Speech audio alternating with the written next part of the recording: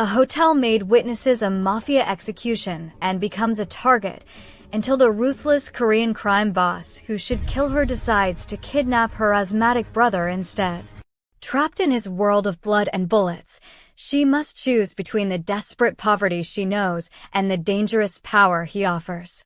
But when she pulls the trigger to save him, she crosses a line she can never uncross and discovers that sometimes love grows in the darkest places. The blood hit the white marble floor in thick, dark drops that spread like blooming roses across the pristine surface.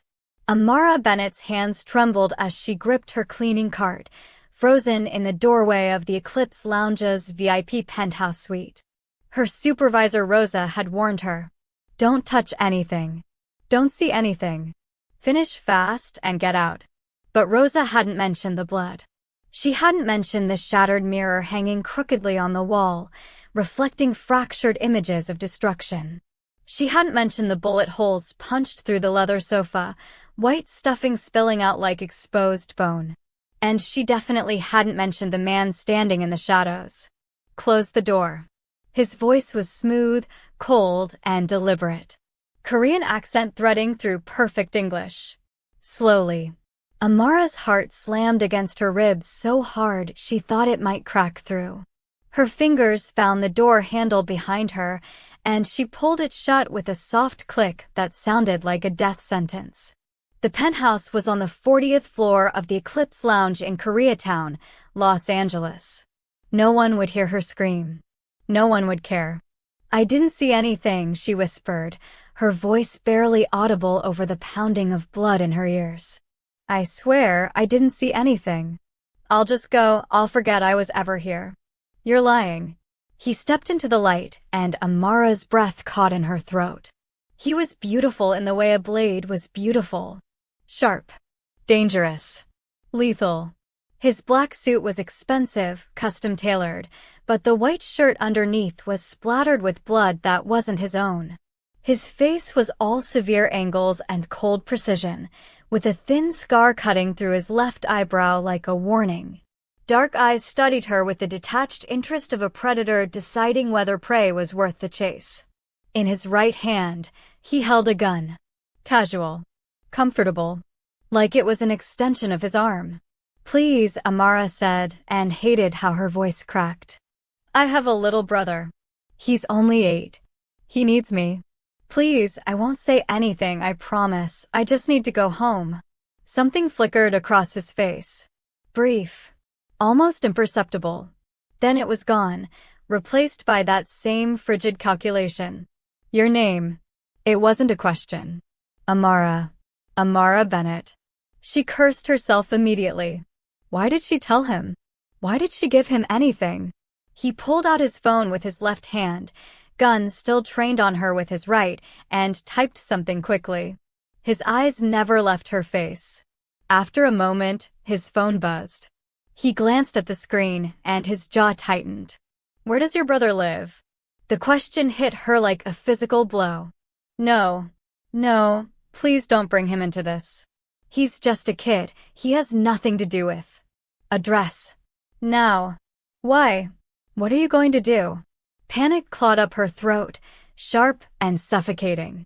"Answer the question, Amara." The way he said her name made her skin prickle. Intimate and threatening all at once. 23rd and Normandy. South LA, apartment 4B. The words tumbled out before she could stop them, and immediately she wanted to snatch them back, swallow them down, undo the betrayal. He made another call, speaking rapid Korean into the phone. Amara caught only fragments, an address, an order, something that sounded like "bring them both." When he hung up, he finally lowered the gun. Not by much. Just enough to make it clear he could raise it again in a heartbeat. "You made a mistake tonight, Amara Bennett." "I know. I'm sorry." "I'm so sorry. Please just let me go, I won't." "You picked up something that didn't belong to you." Amara's mind raced, trying to remember. The blood. The mirror. The bullet holes. And then, oh God. Her eyes dropped to the floor near her feet. A gold ring thick and ornate, with a serpent coiled around a ruby. She'd picked it up without thinking, just instinct, just years of cleaning making her want to restore order to chaos. She'd dropped it immediately when she'd seen him, but it didn't matter. He'd seen her touch it. I didn't know what it was. I didn't. That ring belongs to the leader of the Serpent Clan, a rival organization.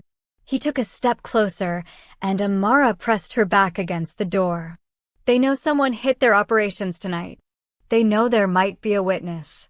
And if they find out you touched that ring, if they find out you were here, they will gut you and everyone you love to send me a message. The room spun. Amara's knees buckled, and she grabbed the door handle to keep from falling. I won't tell anyone. I swear on my life I won't. Your word means nothing. He was closer now, close enough that she could smell his cologne mixed with copper and gunpowder.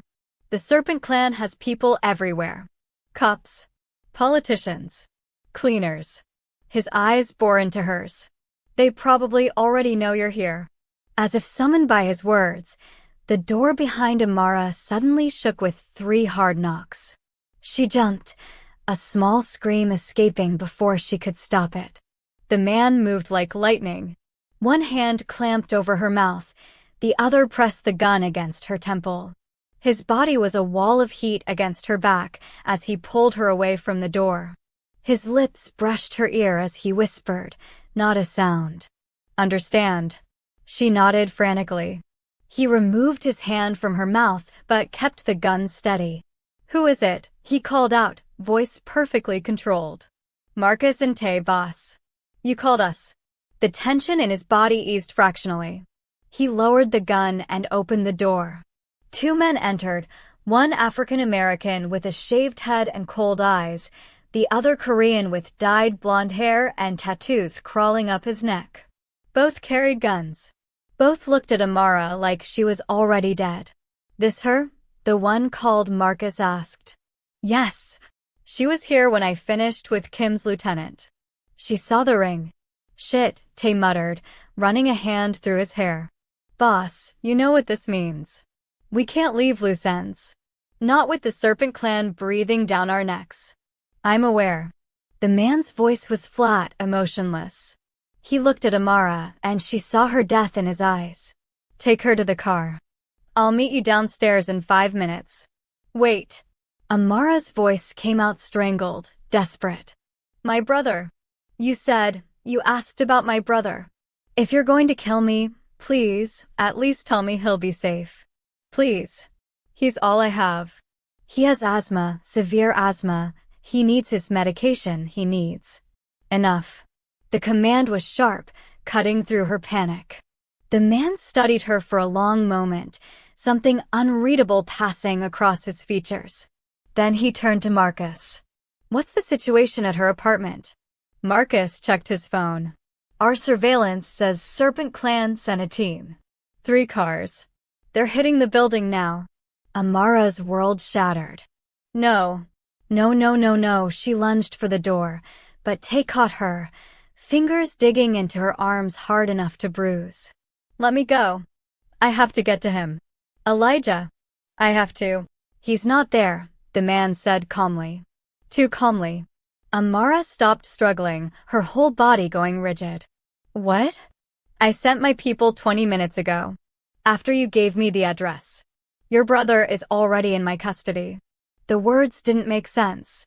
They couldn't make sense. You took him? You kidnapped my brother. I secured him. There's a difference. He holstered his gun inside his jacket and buttoned it with precise, deliberate movements.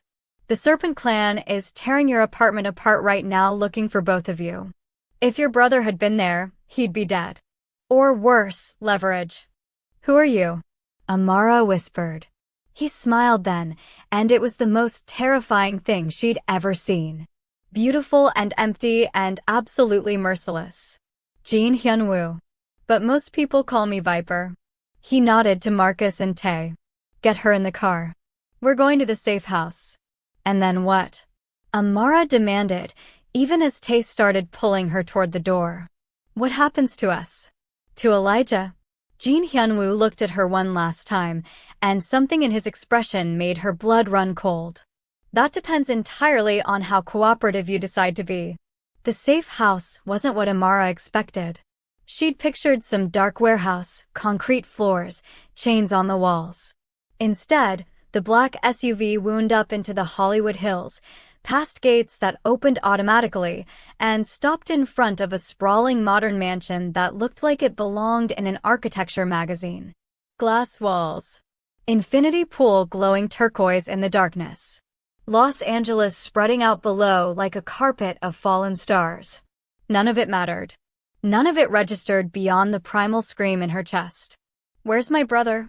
Amara demanded the second Marcus opened the car door. She stumbled out, legs unsteady, scanning the property frantically. "Where is he?" "You said you had him. Where?" "Amara." The small voice punched through her panic. She spun toward the mansion's entrance and saw him. Elijah. Her baby brother, wearing his Superman pajamas, running down the stone steps with his inhaler clutched in one small hand. Relief hit her so hard she nearly collapsed. "Elijah." She dropped to her knees as he crashed into her arms, his thin body shaking against hers. She held him tight enough to hurt, burying her face in his hair, breathing him in. Alive. Safe. "Here. Are you okay? Did they hurt you? Did anyone touch you?" "I'm okay," he mumbled against her shoulder. "These men came and said you sent them. They said we had to leave right away because it wasn't safe. They brought my medicine and everything." "Amara, what's happening? Why are we here?" She pulled back to look at him, cupping his face in her hands.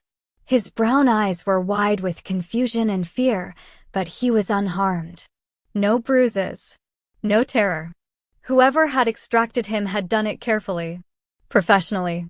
"It's okay, baby. Everything's going to be okay." The lie tasted bitter on her tongue. Touching reunion. Jin Hyunwoo's voice cut through the moment like a knife. He stood at the top of the steps, jacket removed, shirt sleeves rolled up to reveal forearms corded with muscle and ink. Even covered in blood, even radiating menace, he was magnetic. Inside. "Now. We need to talk." Amara stood slowly, keeping Elijah tucked against her side. "About what?" "About how you kidnapped us. About how you destroyed our lives. About how I saved your lives." His eyes were hard, flat. Inside, Amara. "I won't ask again."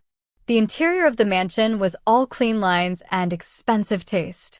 Marble floors. Modern art on the walls. Floor-to-ceiling windows overlooking the city. A Korean woman in her 50s appeared from somewhere, spoke quietly to Jean in Korean, and gestured for Elijah to follow her. "No."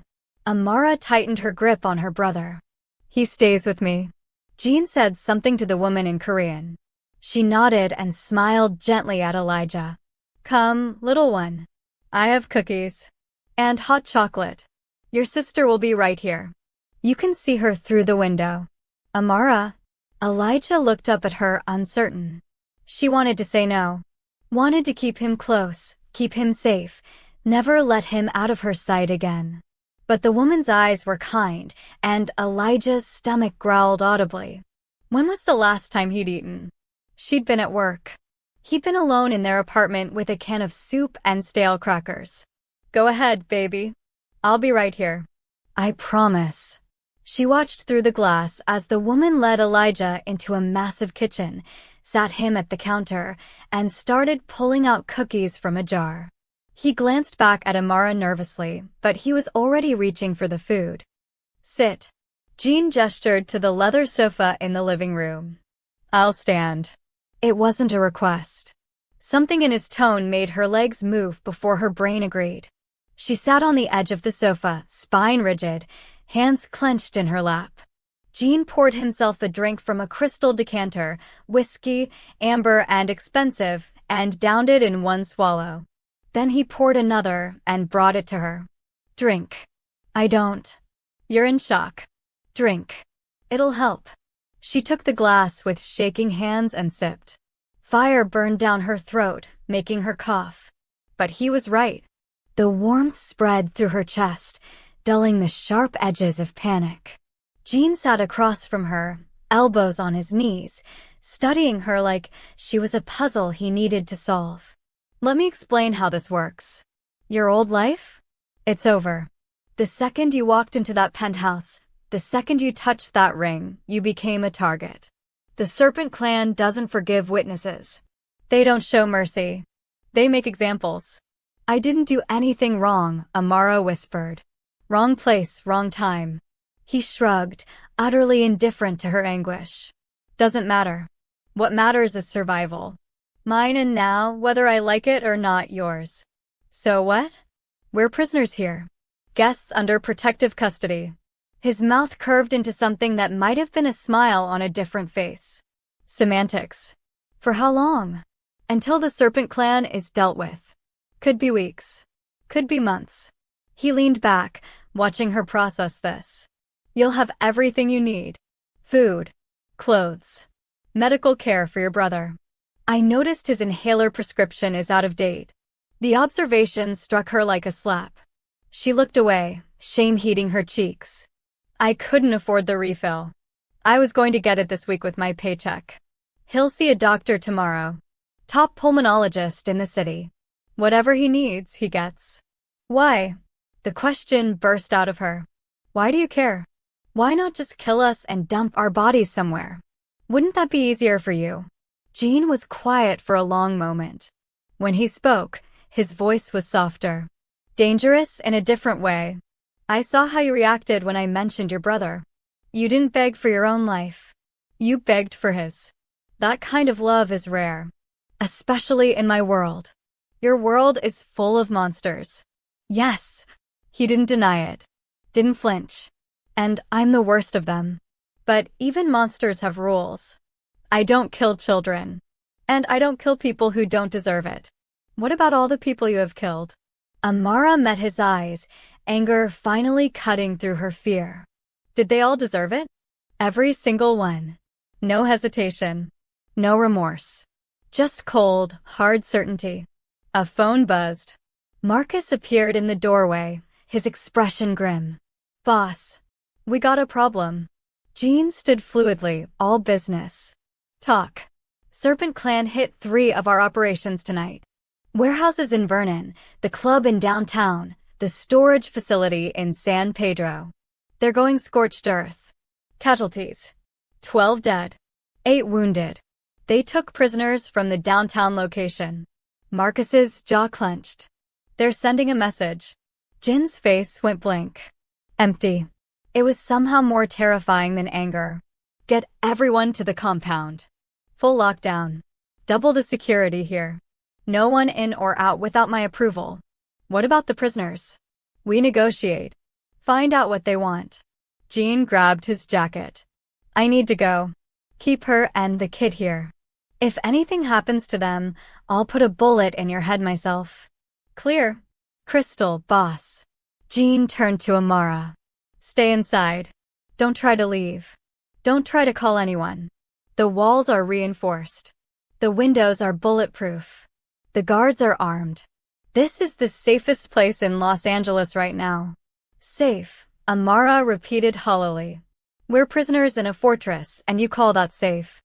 Better than dead. He moved toward the door, then paused. Your brother's medication will be here in an hour. Fresh prescription. Top of the line. The doctor will be here at 9 tomorrow morning.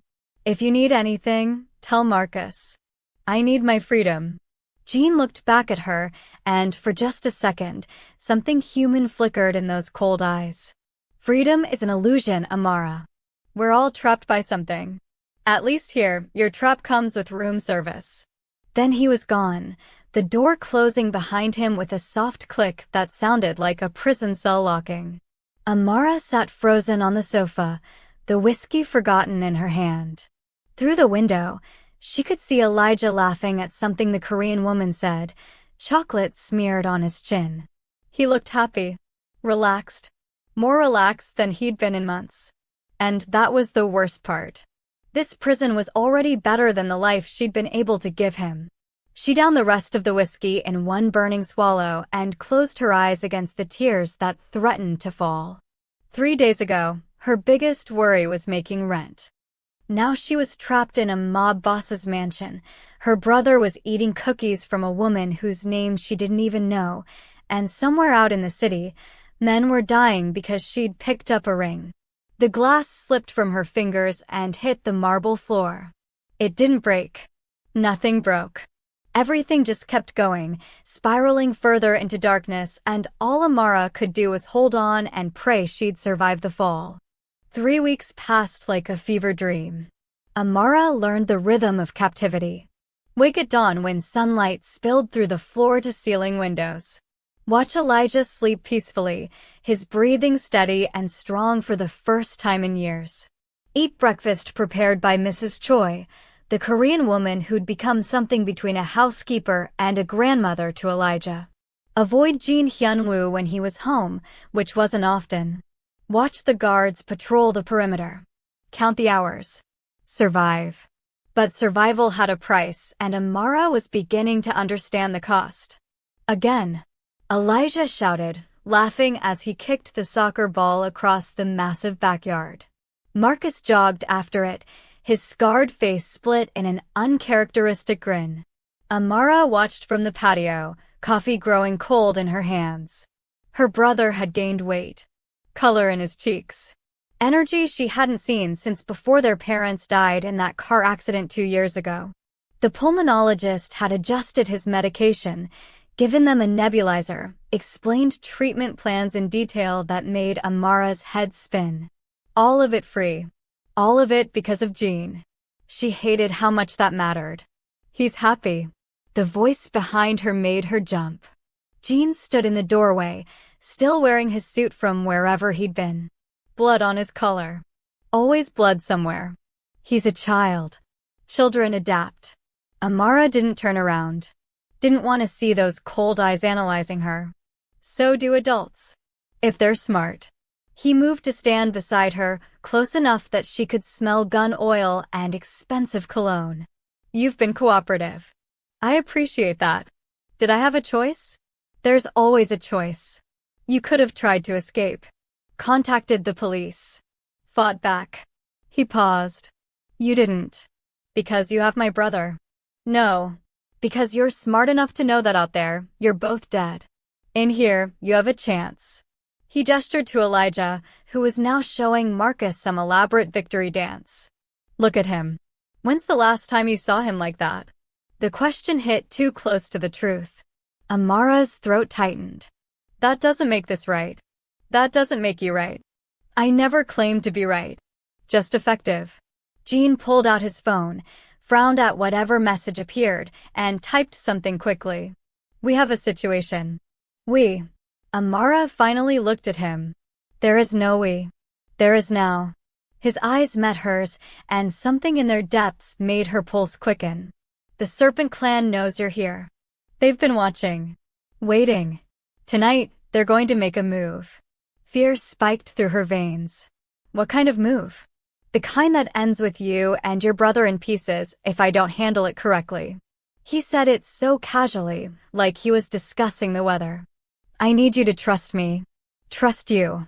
Amara's laugh was bitter, broken. You kidnapped us. You destroyed our lives. You expect me to trust you.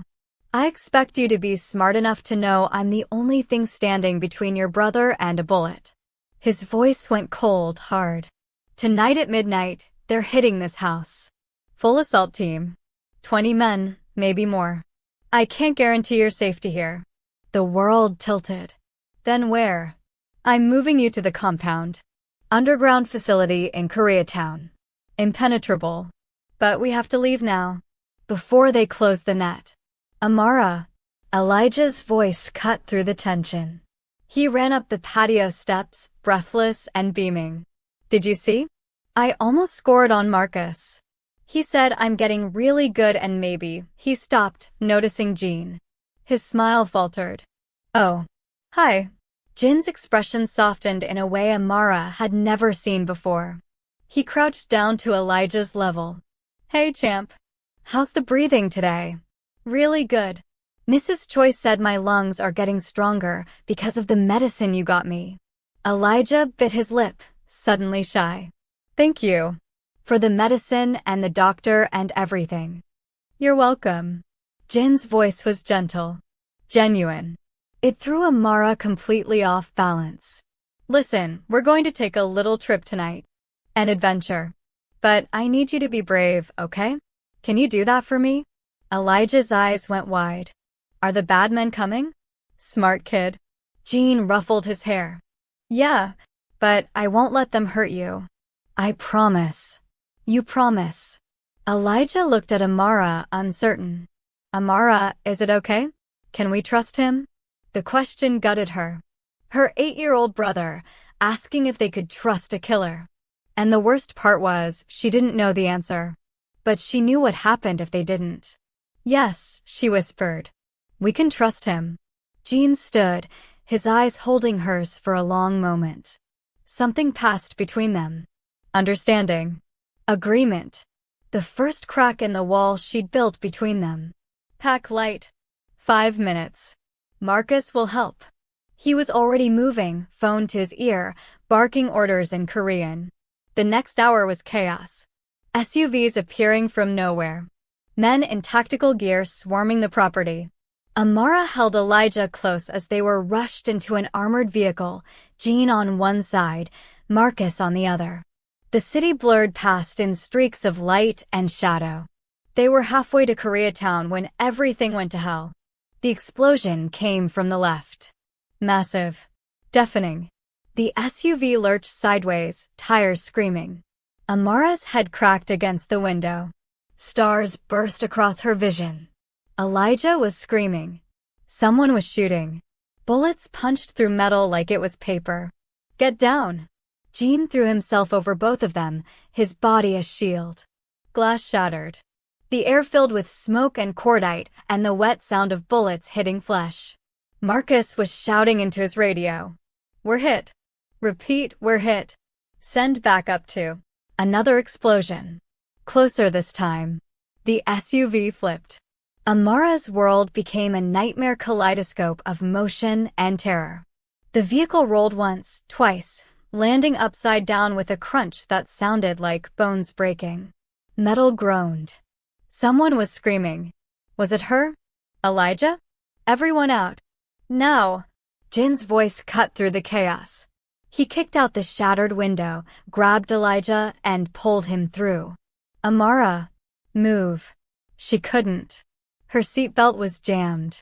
Blood ran into her eyes from a cut on her forehead. She fumbled with the buckle, hands slick and useless. Gunfire erupted. Close. So close she could smell the burned powder. Jean appeared at the window, his face a mask of blood and fury. Give me your hand. I can't, the belt.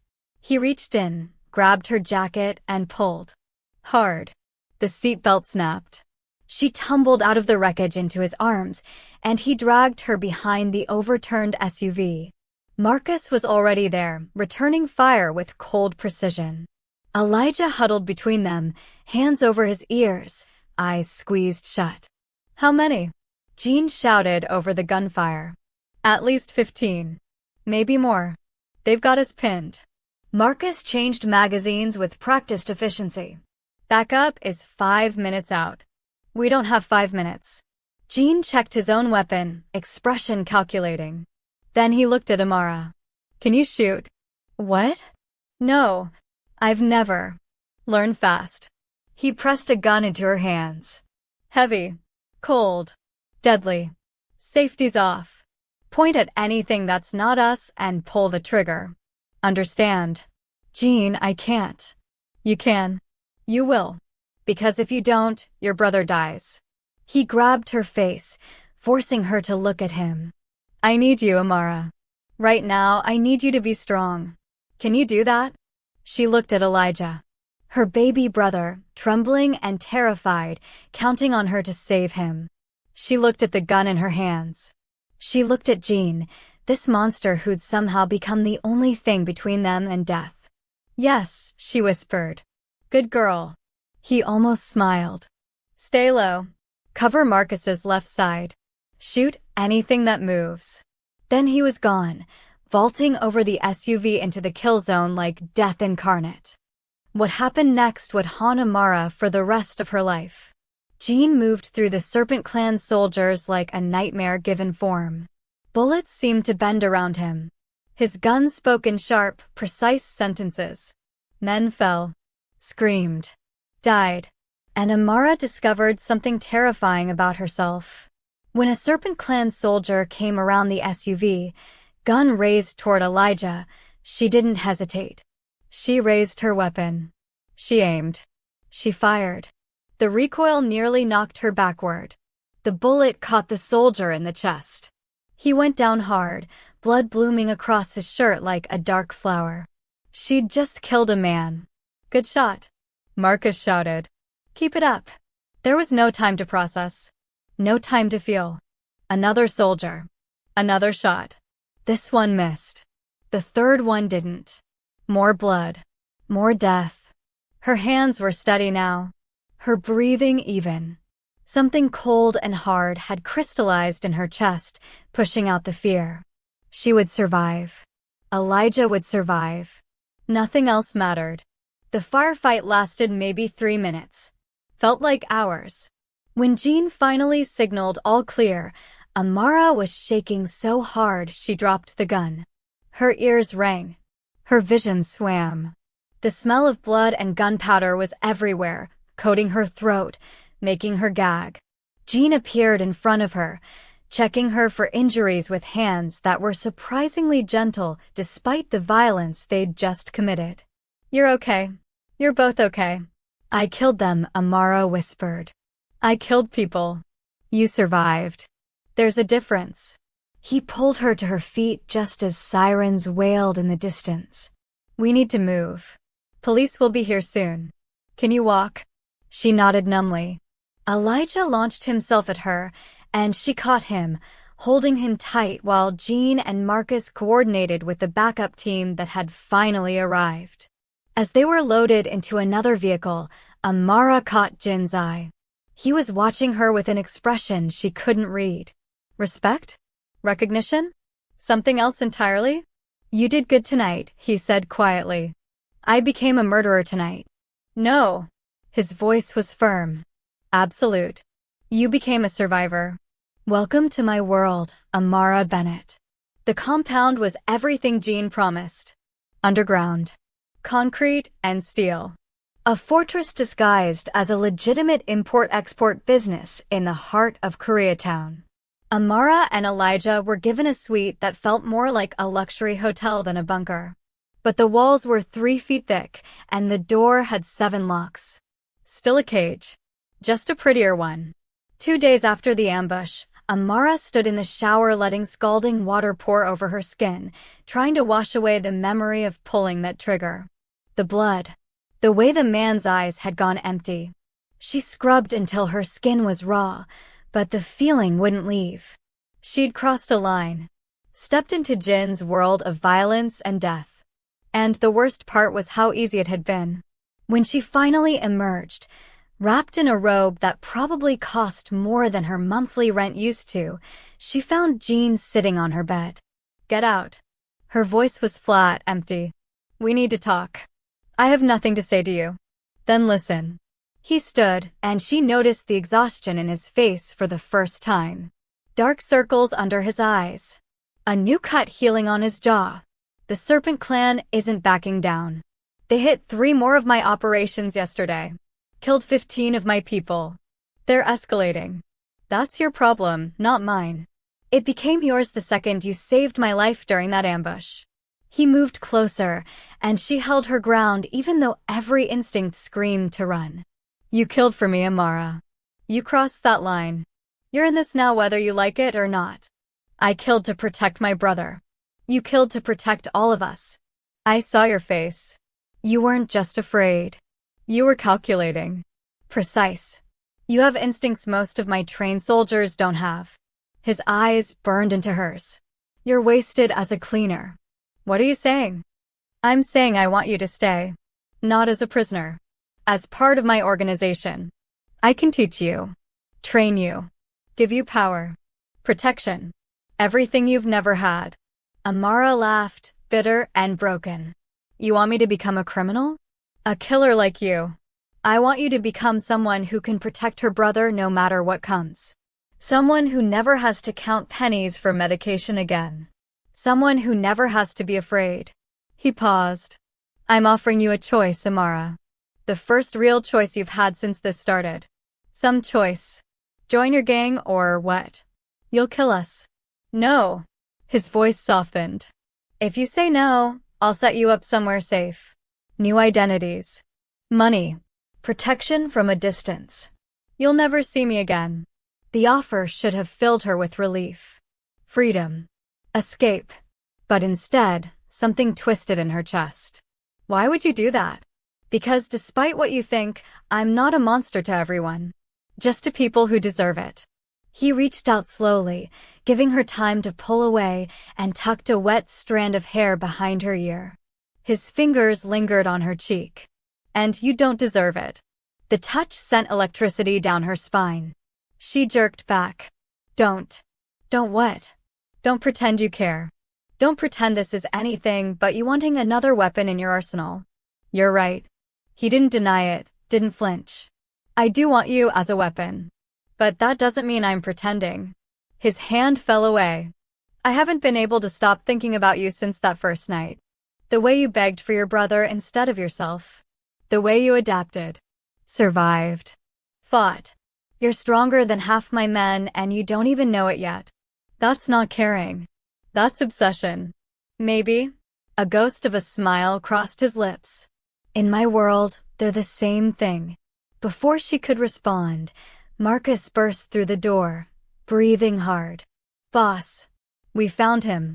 Jin's entire demeanor changed. Cold. Lethal. Where? Serpent Clan warehouse in Vernon. But boss, it's a trap. Has to be. They're practically advertising his location. I don't care. Get the team ready. We move in 20 minutes. Found who? Amara demanded. Jean turned to her, and the look in his eyes made her blood run cold. Tay. The man who betrayed us the night of the ambush. He's been feeding information to the Serpent Clan for months. He's the reason they knew you were at the safe house. He's the reason they almost killed your brother. The rage that flooded through Amara was instant and consuming. Where is he? Amara, don't. Where is he?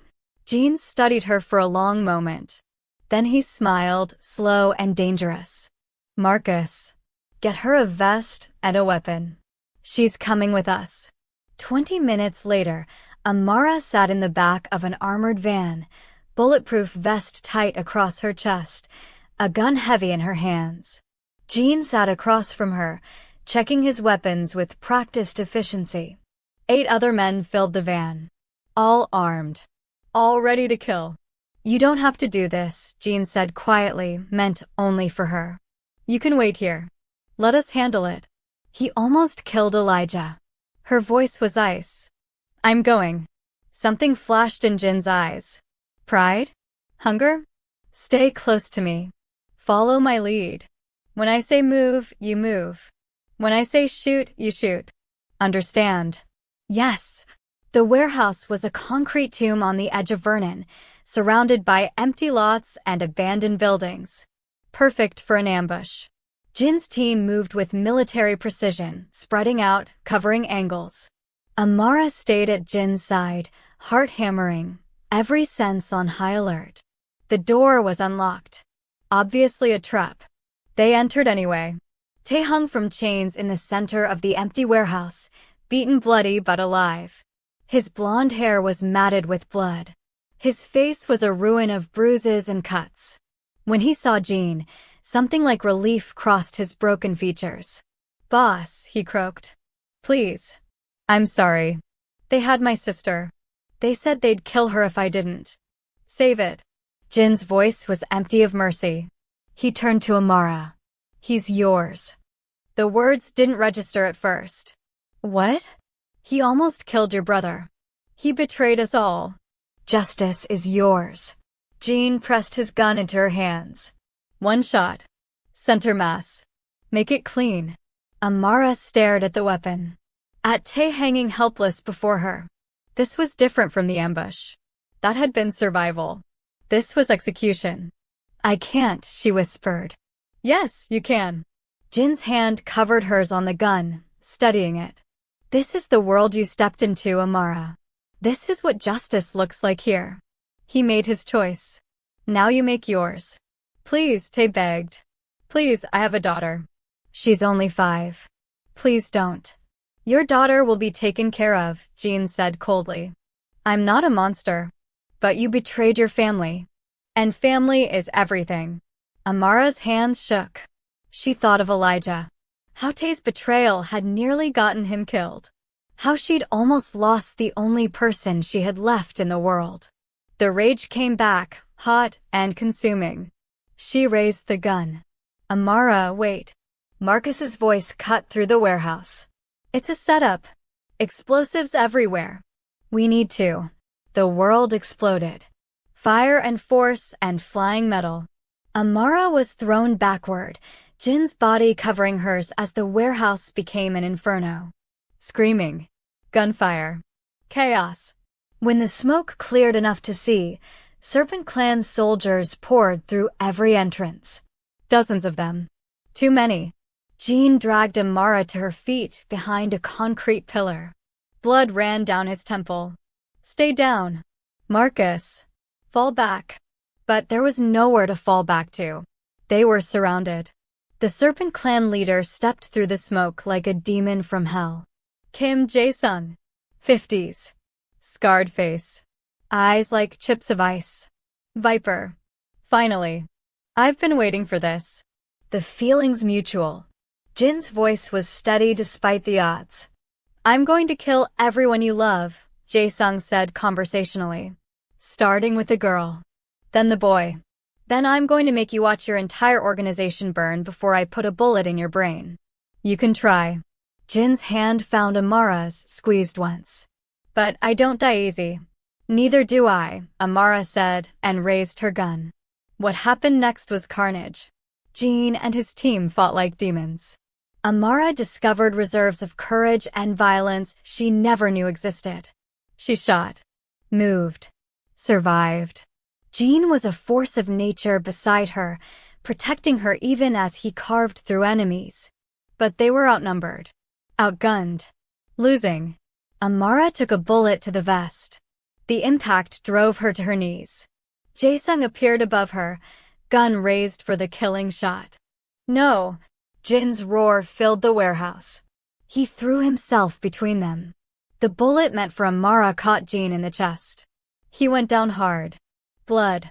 So much blood. Something in Amara broke. Shattered. Reformed into something harder. Sharper. Deadly. She raised her gun with hands that no longer shook and put 3 bullets in Jae-sung's skull. The Serpent Clan leader fell. And then sirens. Lights. Police. Someone had finally called it in. The remaining Serpent Clan soldiers scattered like roaches. Amara dropped to Jin's side, pressing her hands against the wound in his chest. No, no, no, stay with me. Jin. Stay with me. His eyes found hers. Unfocused. Fading. Told you, you were stronger than you knew. Don't you dare die on me. Tears streamed down her face. When had she started crying? Don't you dare leave me in this world you dragged me into. He smiled. Blood on his teeth. Not leaving, promise. Marcus appeared, phone to his ear, shouting coordinates for medical evac. Amara held Jin, this monster who'd become something more, and made a decision. She wasn't leaving this world. She was conquering it. 3 months later, Amara stood on the balcony of Jin's estate, watching Elijah practice taekwondo with Marcus in the yard below. Her hand rested on her stomach, where new life grew. Jin's child. Their future. Jin emerged from the house, healed but scarred, and wrapped his arms around her from behind. Regrets? She thought about the woman she'd been. Scared. Powerless. Barely surviving. She thought about the woman she'd become. Strong. Dangerous. Thriving in the darkness. Every day, she said honestly. Then she turned in his arms and kissed him. But I'd do it all again. Even the part where I kidnapped you? Especially that part. She smiled against his lips. You saved us, Jean. In the most twisted way possible, you saved us. I love you. The words were still new, still strange in his mouth. But true. I love you too, you beautiful monster. Below, Elijah laughed. Safe. Healthy. Happy. And Amara realized that sometimes salvation came in the form of blood and bullets and a ruthless man who'd learned to love. She'd walked into hell and made it home. And she'd never been more alive. The end.